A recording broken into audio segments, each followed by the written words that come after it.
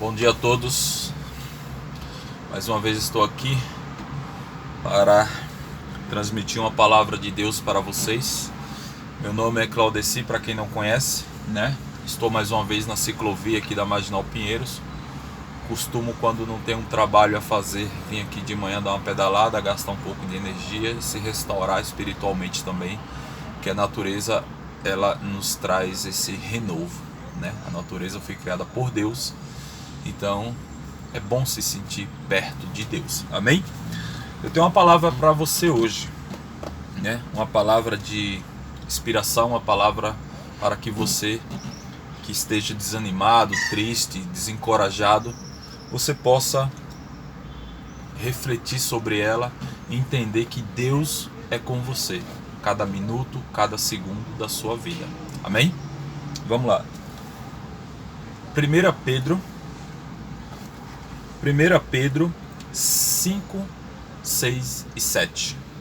Livro de 1 Pedro 5, capítulo 5, versículos 6 e 7, que diz: Humilhai-vos, portanto, sob a poderosa mão de Deus, para que ele, em tempo oportuno, vos exalte.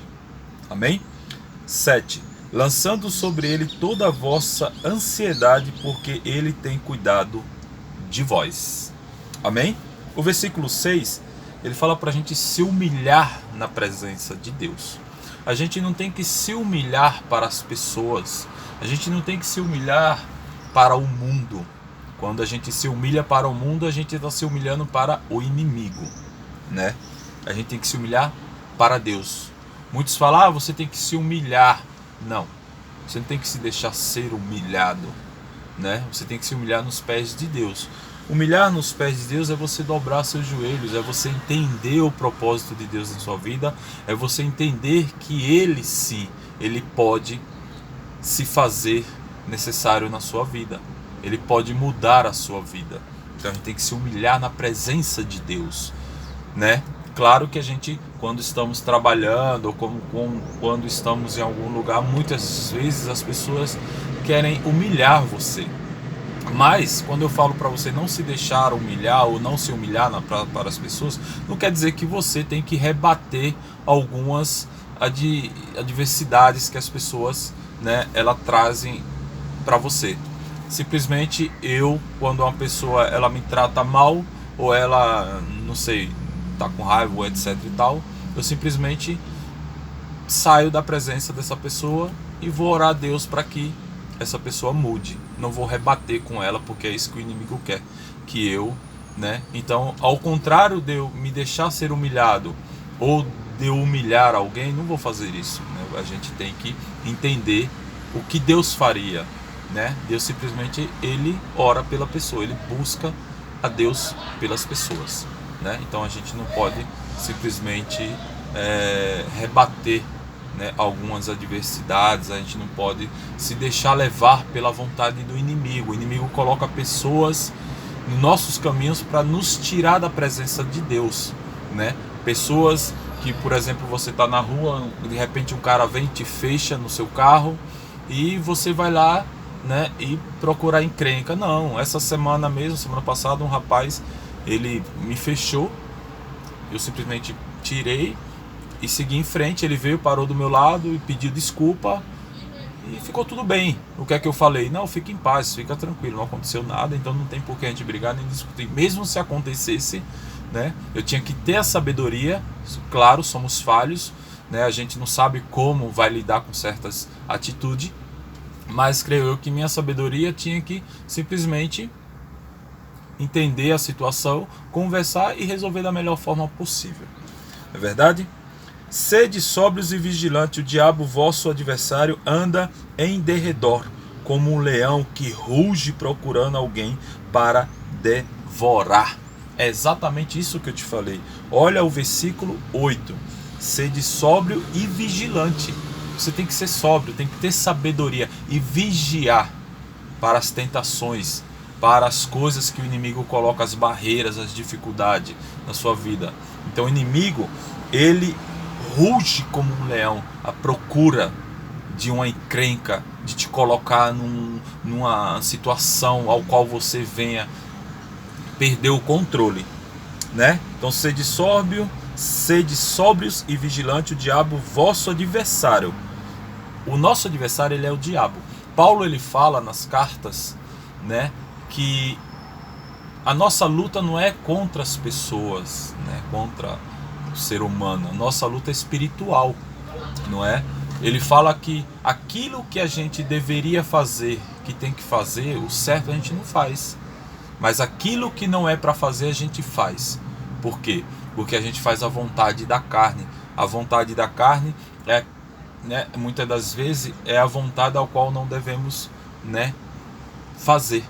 Entendeu? Então o problema é exatamente isso. O que a gente quer fazer de bom, a gente não faz. Mas a gente termina fazendo coisas que a gente não deveria, né? Paulo, ele explica isso muito bem, né? E é a vontade do inimigo, é a luta espiritual por trás dos bastidores, né? Existe uma luta travada 24 horas e a gente não consegue ver com nossos olhos humanos, só espiritualmente. Amém?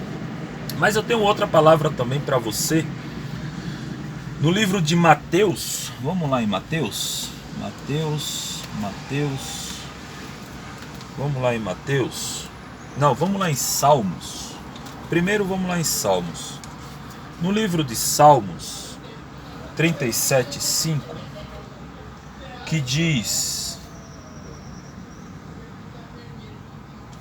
37, livro de Salmos 37, versículo 5, que diz: entrega o teu caminho ao Senhor, confia nele e o mais ele fará. Amém? Olha o que diz o salmista: entrega o teu caminho ao Senhor, confia nele e o mais ele fará na sua vida. Amém? E vamos continuar aqui no 6. Interessante o 6. Fará sobressair a tua justiça como a luz e o teu direito como o sol ao meio-dia. Descansa no Senhor e espera nele. Não te irrites por causa do homem que prospera em seu caminho, por causa do que leva a cabo os seus maus desígnios. Amém? Então Deus fala para você confiar nele, espera nele, que tudo ele fará na tua vida, né? E continua no versículo, ele fala aqui para a gente não se irritar, não ficar, digamos assim, com inveja daquele que está prosperando do seu lado, né? Porque o inimigo também, ele abençoa, né? O inimigo, ele só quer sua maldade, ele não quer o seu bem. Mas para você permanecer no caminho dele, ele te abençoa, ele te coloca coisas que o desejo da carne, que é o que eu acabei de falar, o desejo da carne ele coloca no seu caminho, ele te dá isso daí, porque ele quer você no caminho dele, ele não quer você na presença de Deus, entendeu? Ele quer você afastado de Deus.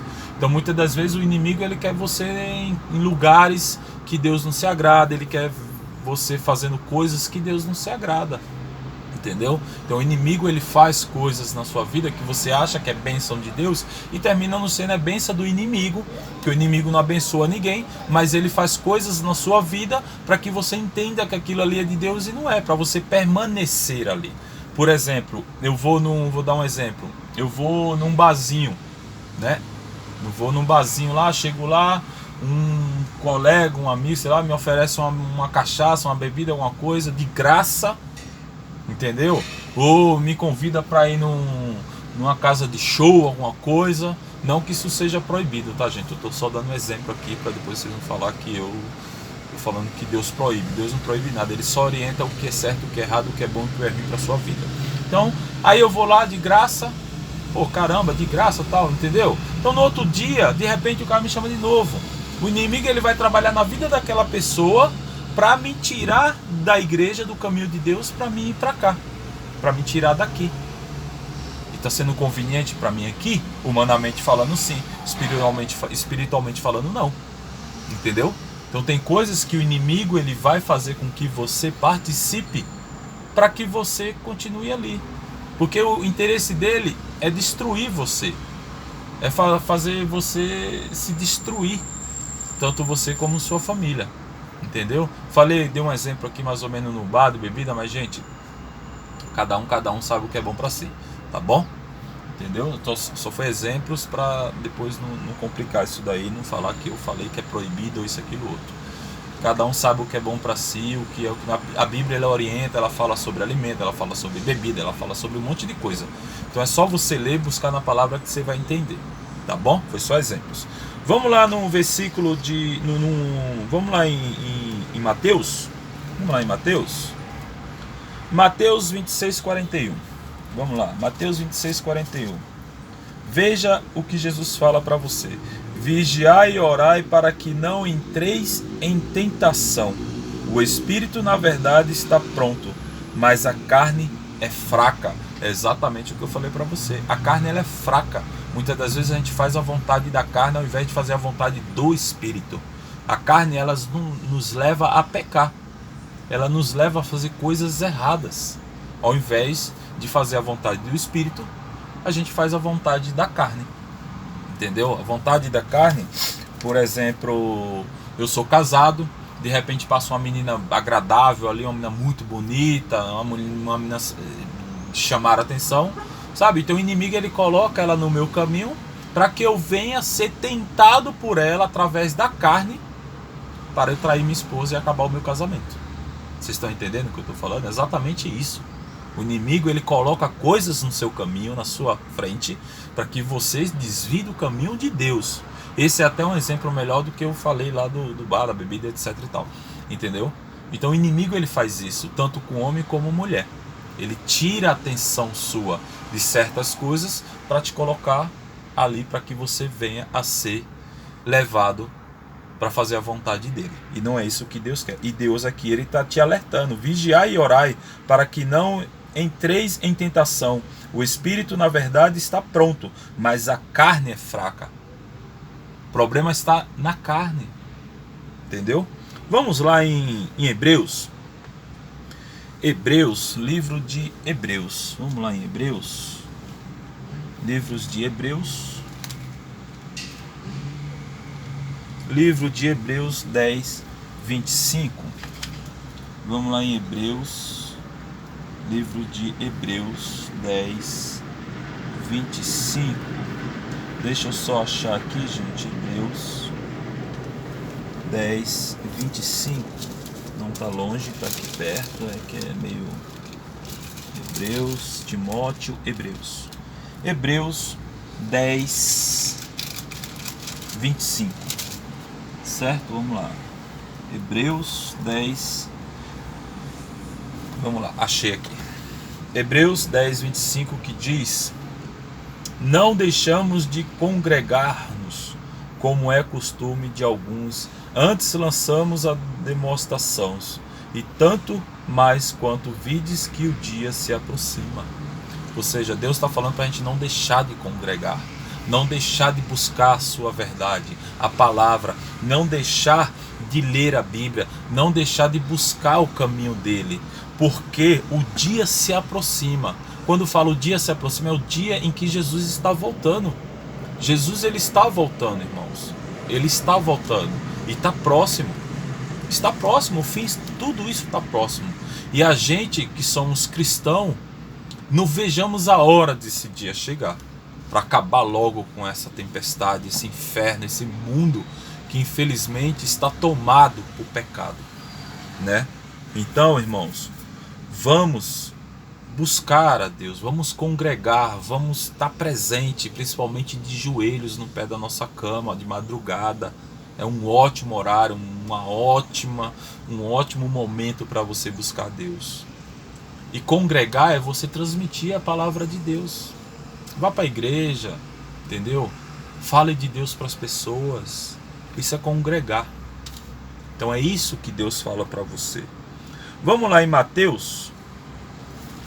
Mateus 18, 20. Mateus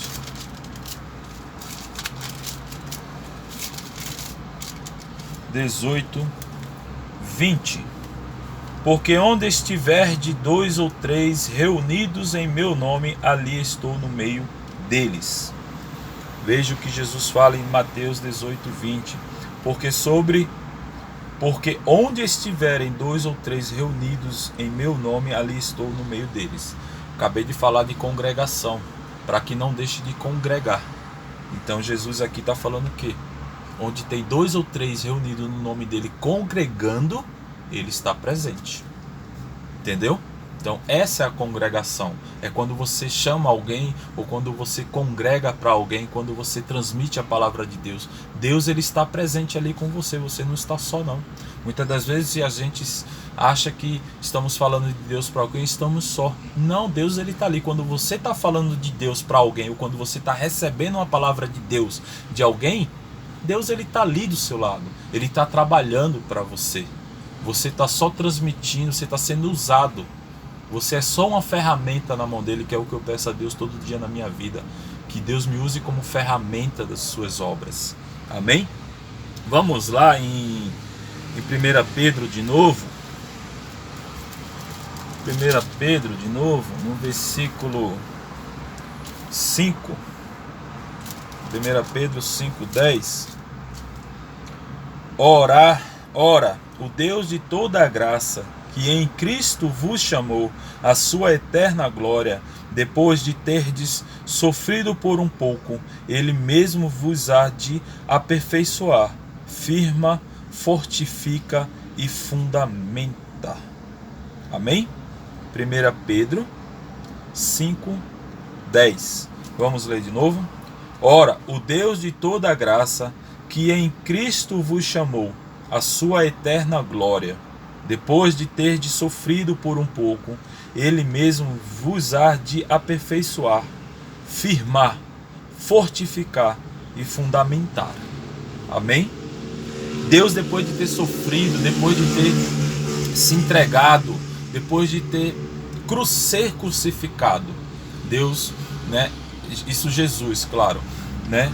Ele ressuscitou para que ele viesse a te fortificar, ele viesse a firmar, te aperfeiçoar.